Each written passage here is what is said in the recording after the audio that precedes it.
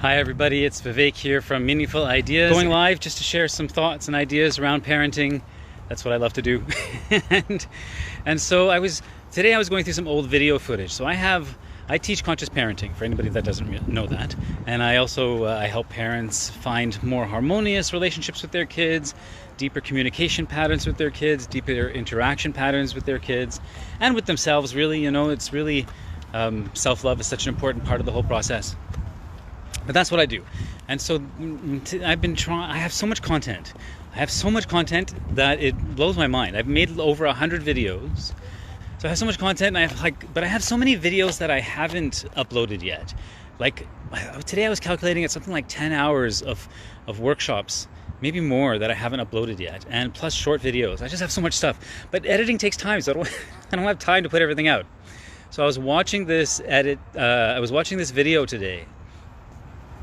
And in it, I was giving a talk on parenting without punishment, and I saw this, and I told this story that I completely forgot about, and I was so excited about it, I wanted to retell it because it's such a beautiful story. So I was on a home visit with a family at one point, and I do that occasionally.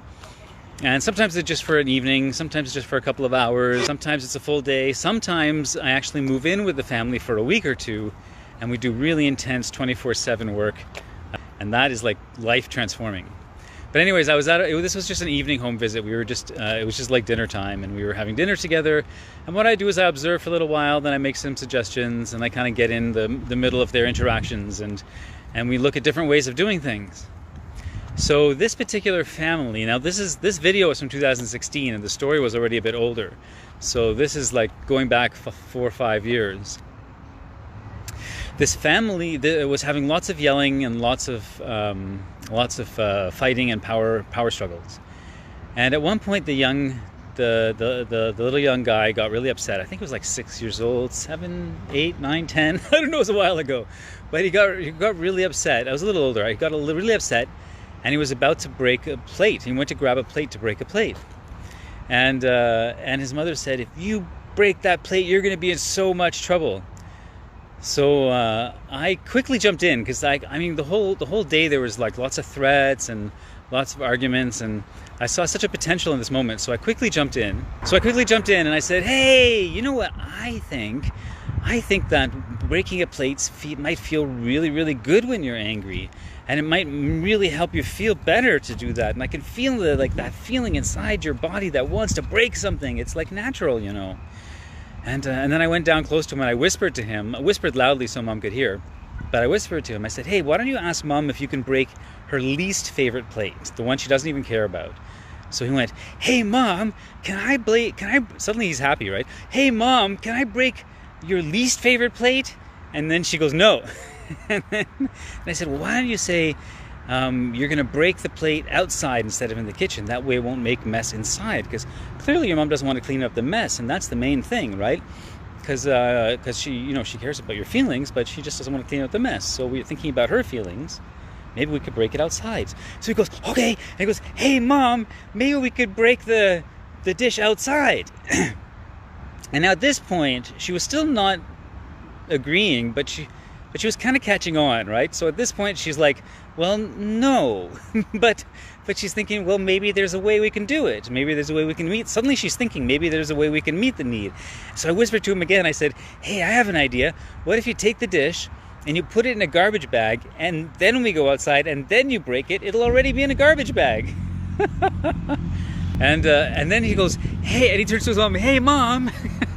"Hey," I like that. "Hey Mom, what if we take," and he repeats the whole thing. What if we take the dish and we put it in the garbage?" And he said the whole thing, and she said, "Okay, you know what? That's really a good idea." And she got on board, which was very interesting. And then we, all three of us, went outside with this dish, and we smashed the dish and yelling and screaming, and it was just this moment of connection, you know. And it was so close to being this disastrous power play moment of autonomy and emotions and repression and whatever. Oh my goodness me. No, it doesn't really take much to shift that energy, you know. The hard part is shifting it in ourselves, because then we get caught on that track, and it's hard to get off that track. So I acknowledge it's hard to switch the energy in ourselves. That's where the real work is. The work is not shifting it with our kids, because our kids are just waiting for us to shift it. They know that's what we're supposed to do. And they're like, come on, get with the program. But for us, we have to dig through a lot of stuff for us to be able to do that, and especially in the moment. That's why reading a couple of books isn't enough. That's why it's a dedicated practice. Like I'm a martial arts teacher. I haven't taught for the last little while because I retired to focus on the parenting education stuff. But I am a martial arts teacher. I taught for many, many years. And when I would have students that would just come to class once a week and they wouldn't practice in between, they would get better, but like slowly, And some people just kind of stayed at the same level for years, but they loved coming to class because it was community, and my class was like such a great environment because I'm just me, and I don't act like a teacher, and so I'm just me, and I wouldn't even let people call me sensei. I was Vivek, And now, by the way, if anybody wants to learn some martial arts, please check out my successor, who I passed my whole club on to my senior student, Fabio, who now runs Ninjutsu Toronto. And it's a great club. He's an amazing teacher, an amazing martial artist, better than I ever was. And I love him. But anyways, I digress. The point is that the people who work really hard and practice in between and build a dojo in their basement, they get good, and they get so good, and then they're like, suddenly they're getting better than me, and I'm like, I have to practice and I have to get better. And they always say the student pushes the teacher, right? And so for us, our kids push us. Our kids push us to, we're their guides, right? So our kids push us to be better, our best selves. And we're never our best selves, but in every moment, can we progress towards some kind of ideal? Can we always be progressing towards that ideal of being able to react like that, of being able to shift the energy, of being able to find creative ways to meet their needs and have them feel our connection and our real, genuine desire to meet their needs. And my saying is SMABO, which is small moments affect big ones, which means that life is really made up of a whole series, an unending series of small moments.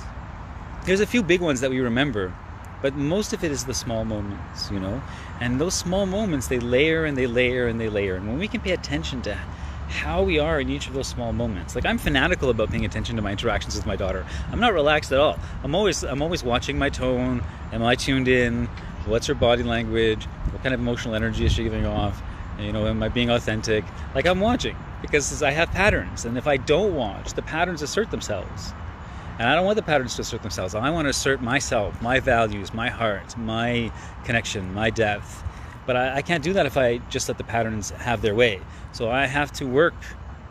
Right? So that's why, to be able to shift our energy in those moments, we need to work. We need to meditate.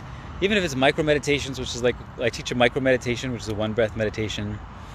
I designed a whole series of meditations for parents, which are really helping people to shift their mindset in those moments and to become more connected to their emotions and experience focus and calm in the midst of chaos.